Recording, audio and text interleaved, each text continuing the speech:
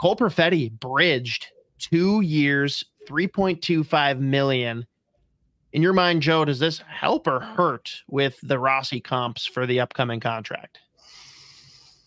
So, yeah, like I think the question will be whether I think the Wild are still figuring out on Marco Rossi on what they want to do with him, whether it's long term or short term.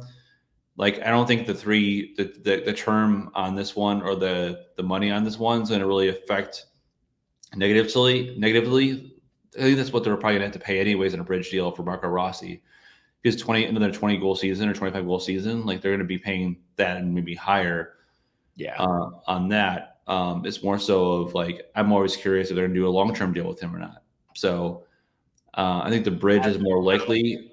Yeah. The bridge is more likely at this point, in my opinion. So look at Perfetti's numbers versus Rossi's numbers, and if Rossi is a 25 goal season, then we're talking different category, right? So,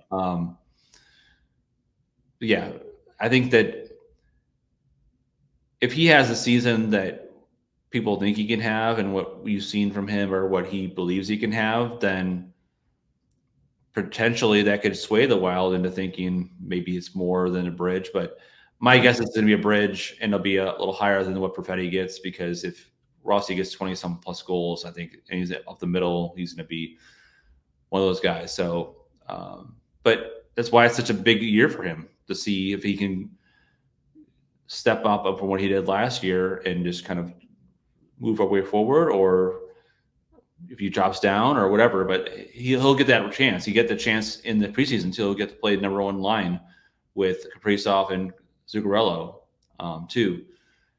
So I think there'll be a chance for him to be from third line to first line in the season.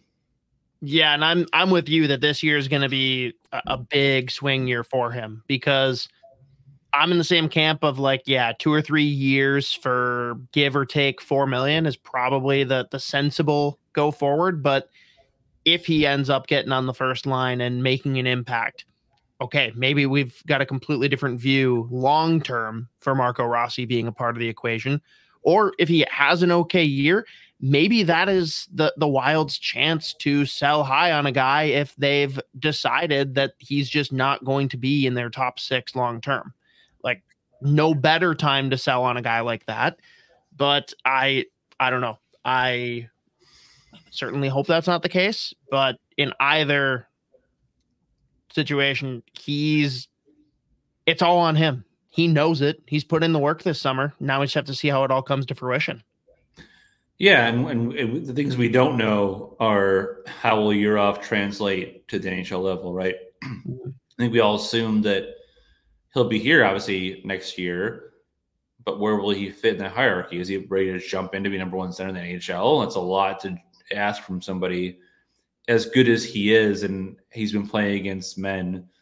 He's been playing the pro level for a while now, but yeah, we don't want to just assume that all of a sudden this guy's going to jump in. So how does height develop? How does he look in the camp? Does he get a chance to make the roster out of camp? Does he, if he goes back, does he handle that well? Like, a lot of these variables are going to come into play when you're talking about Marco Rossi. And like you said, most of it will be determined by Marco Rossi himself and how he plays and how he develops and how he turns in this year. If he becomes an instrumental part of this team, he's not going anywhere. They're going to find a way to sign him, which is more so of like how long that is and how much it is.